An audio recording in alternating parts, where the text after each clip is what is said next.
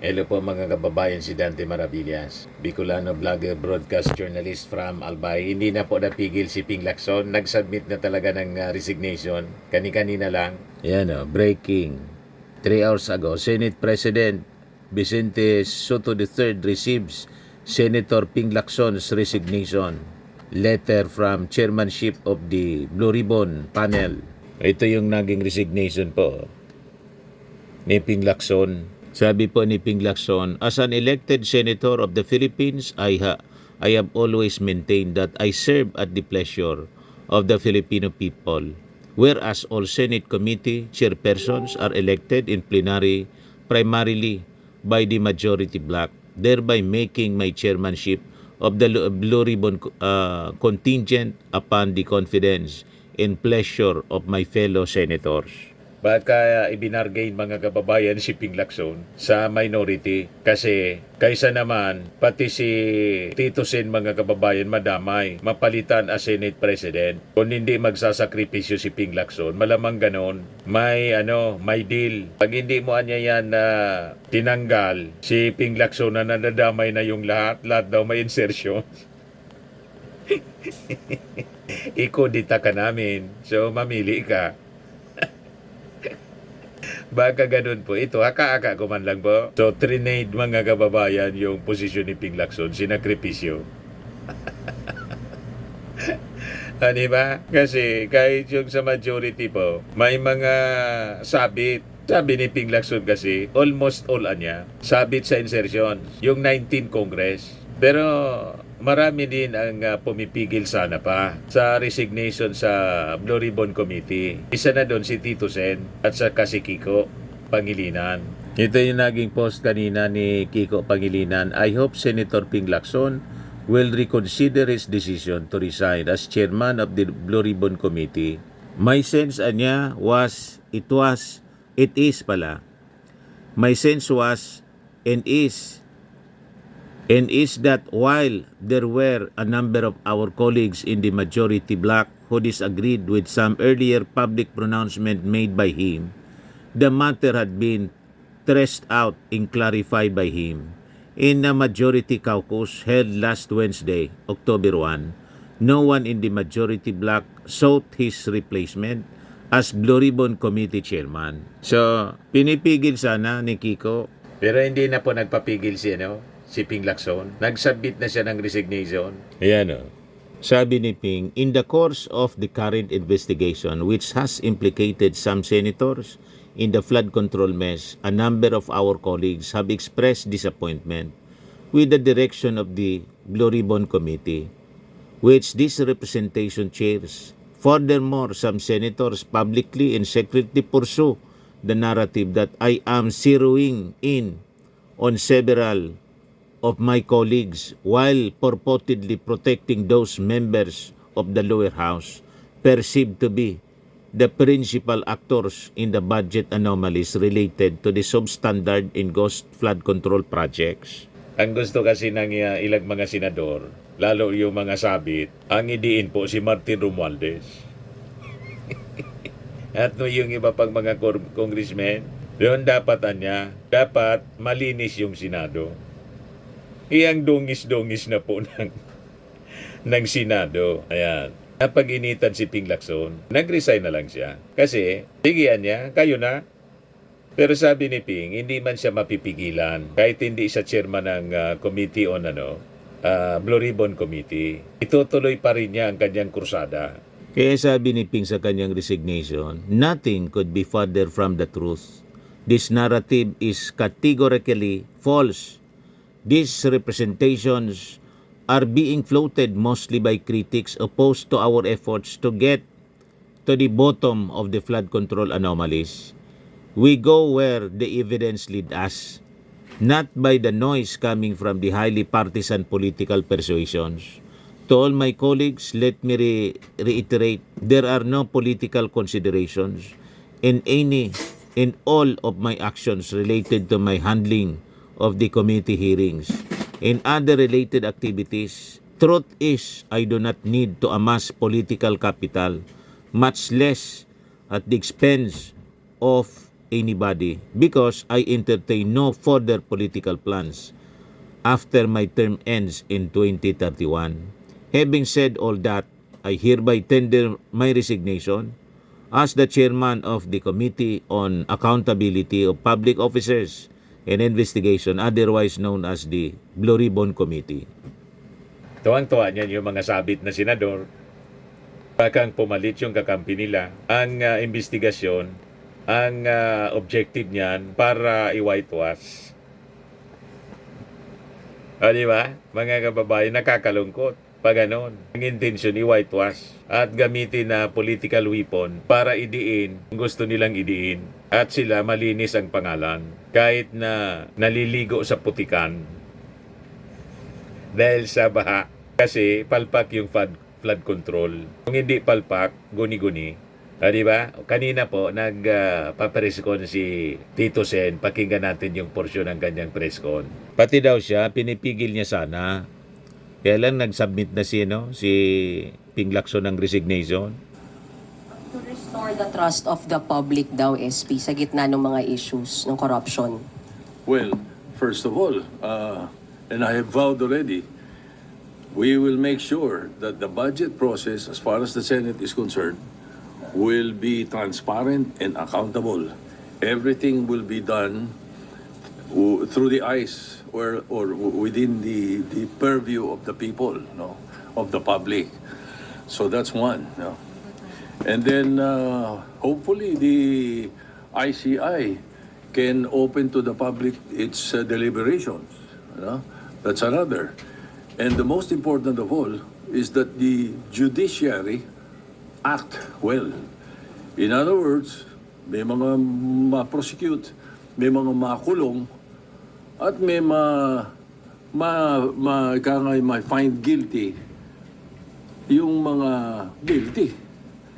You know, to make sure that those who are guilty are proven so and are sentenced. Palagay ko doon pag nakita ng mga tao na gano'n na nangyayari, malinaw ang paggamit ng pera nila. Diba? Malinaw ang investigasyon. Malinaw din ang resulta ng judiciary. What more can you ask for? Yun ang importante. So SP, hindi ho option yung pagbibitiw from President to Congressmen na sa sinasabi ni, para daw clean slate, sabi ni Senator Alan. Cannot be an option. What do you do with those who are not guilty? What do you do with those who are newly elected and have no bad records? What do you do with them? Idadamay mo doon sa mga guilty. Correct. O sa mukhang guilty. Kung hindi Siya guilty. dapat mag-resign Kung meron bang Alan marumi, Peter ba't Cayetano. natin idadamay yung mga malinis doon sa marumi?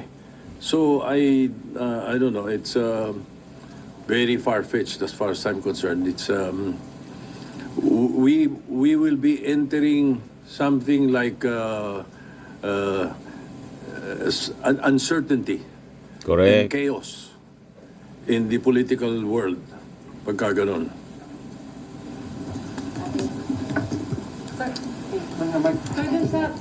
Nakausap na ho ba kayo ni Senator Lacson tungkol po dun sa balak niyang resignation? Tinanggap na ho ba yung resignation niya as chairman po ng Blue Ribbon Committee? Salamat po.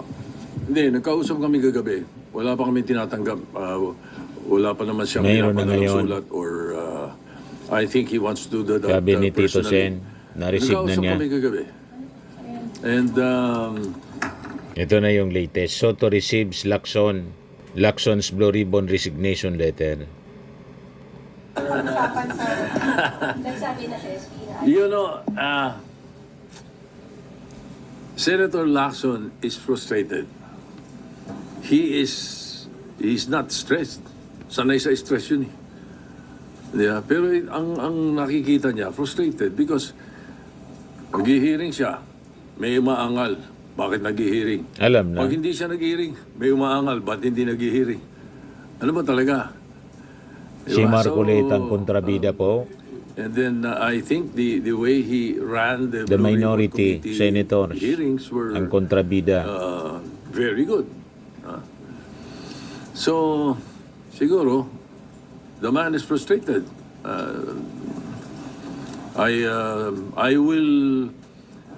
I will support whatever decision he makes, and I will accept whatever decision he makes, and he has my 100% support. Kaya tinanggap na po yung resignation letter. Whatever it is. SP, yung pong decision niya po ba ay final na o pwede pa po siyang mapahinuhod ng majority at ninyo na magstay put as chairman po ng Blue Ribbon Committee? I think that question is best asked of him.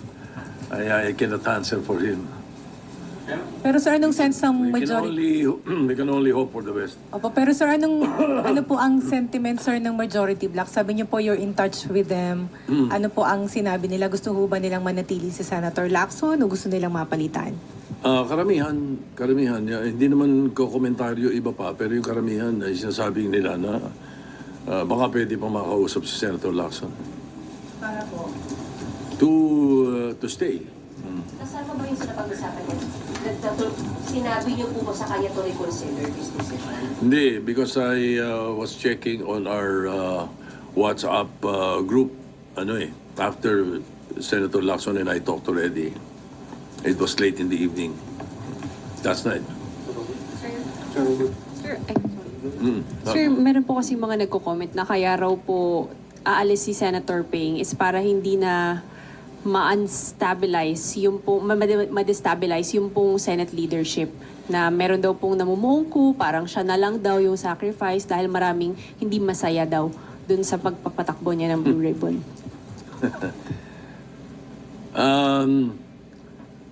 Everybody's entitled to his own opinion, so whatever they say, it's up to them if that's their opinion. But as far as I'm concerned, and my opinion is the Senate is stable, both majority and minority. I am very sure that the Senate is stable, and we will make sure, under my leadership, we will make sure that everything will be transparent, everything will be accountable. So what do you think merong attempt to unseat you and install a new leadership? Hindi ko alam kung saan nanggagaling alam mo naman dito sa Senado, pagka nanggagaling sa social media yung kwento, hindi ka, madaling kumalat dahil social media, pero I don't see it coming from anywhere.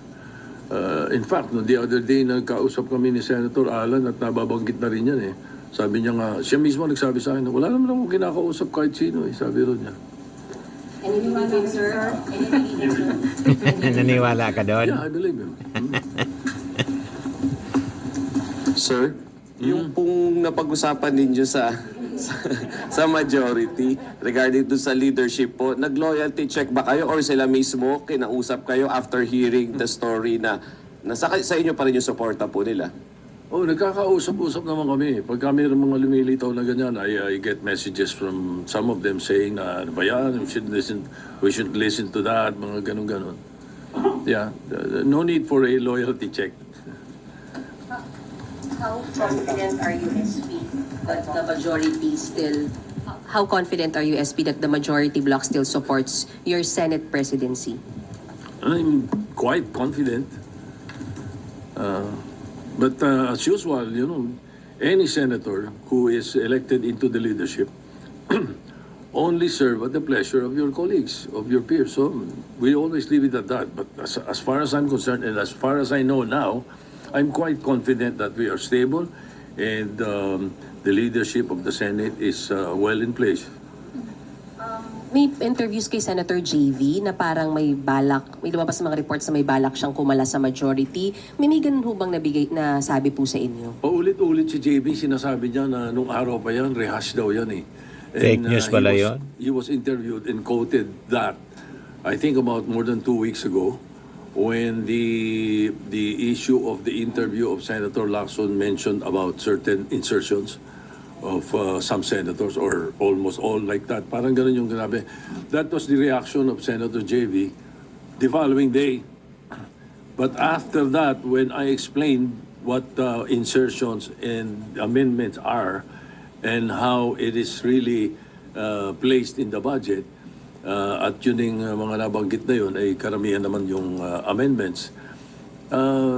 It all settled down eh. So the issue that is being placed in social media and some mainstream media reports about Senator JB, I am very sure that he will deny it now. You know, he did say that before. But in fact, I was on the phone with him yesterday, telling him about plano ni Senator Lacson, and he was quite worried. Sabi niya, mahirap papag-usapan natin, parang ganon. And then he also, he told me na baka iniisip ni Senator Lacson yung mga nilalabas sa media tungkol sa sinabi ko, baka that influences him. Sabi ni Senator JB, that's an old rehash, sabi niya. Wala akong sinasabing ganun. And I think he talked to, Senator JB called Ping to tell him that. As far yung caucus po sa Wednesday, SP, doon mapapag-usapan if ever itong pagbaba niya at kung sino yung papalit. Pwede Sino ba? may sabi sa'yo may koko sa Wednesday? Sir, sinabi niyo sa group natin. Sinabi ko ba? Wednesday or Thursday? Oh, yun, merong or Thursday. No, I'm not sure. Maybe Wednesday. Tinatanong ko muna kung ano yung preferred nung aming mga kasama. You know, I lead by consensus. Alam mo naman tayo, hindi. SP, sorry, kailangan ko itanong. So sa Friday, wala po tayong ini-expect na palitan leadership sa pag-resume po at sa bago magsara yung mag-adjourn po? Wala kaming ini-expect na gano'n. Kaya po lang po, sakali po na mag-resign nga po or pag-withdraw sa pwesto si Senator Ping, ano po bang mangyayari doon kila Curly Discaya, kila Bryce Hernandez na nasa under custody? Yung mga naka-contempt, they're still under contempt. Their contempt stems from the Blue Ribbon Committee, not from Senator Lacson. So they remain in contempt. At saka ano yun, mas mabuti para sa DOJ yun at saka sa ICI sapagkat pag kailangan sila, hinihiram lang sa Senate, nagpapaalam na sa akin. And I informed the Blue Ribbon na pinapadala sila ron para iniimbestigahan tapos babalik dito. Kung wala na yung contempt nila, baka mahirapan tayong hagilapin sila pag kailangan sila ng DOJ. Sir, sabi po ni Senator Lacson, dun sa supposedly hearing po, sir, maaga pa. Sir, sabi ni sabi ni Senator Lacson, sir, dun sa sana ay hearing on Wednesday, na-cancel lang po. Meron siyang tentative na listahan po ng imbitahin and kasama doon sina Congressman Zaldico and Congressman Romualdez. Sir, kung itutuloy ang investigation, are you inclined to sign the invitation po? We will leave it to the mahirap mahirap manghula ng pwedeng mangyari. So we leave it to the new chairman if there's going to be invitations. But as far as I know, I was not aware of that really. Ang alam ko, kaya biglang sanang tumatawag ng hearing, request ni Senator JB. Meron silang mga district engineers or mga DPWH employees na gusto niyang ipaimbita. Yun ang pagkakaalam ko. Pero sir, announce Kasi na... saldi ko, paano mo imbitahin yun? Nasa ano?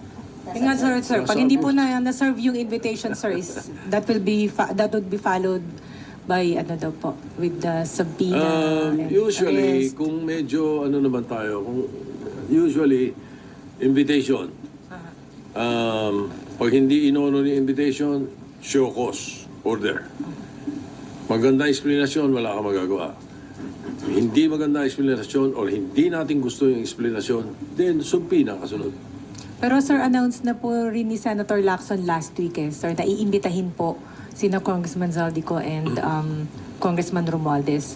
So, Ganun ang procedure nun. If that is, if it will push through or if it would have pushed through. pero sir, kasi congressman pa rin si Congressman Romualdez, Congressman Zaldico is no longer, so... Parliamentary ethics na pwedeng pagdaanan doon. Isaldi ko, hindi na. Opo. Wala ng parliamentary ethics yun. So pag-uusapan niyo pa po, sir, sa majority block kung padadala ng invitation si Congressman Romualdez o basta in-endorse po ng Blue Ribbon Committee, you'll sign? But siyempre kung ano sabihin ng Blue Ribbon Committee.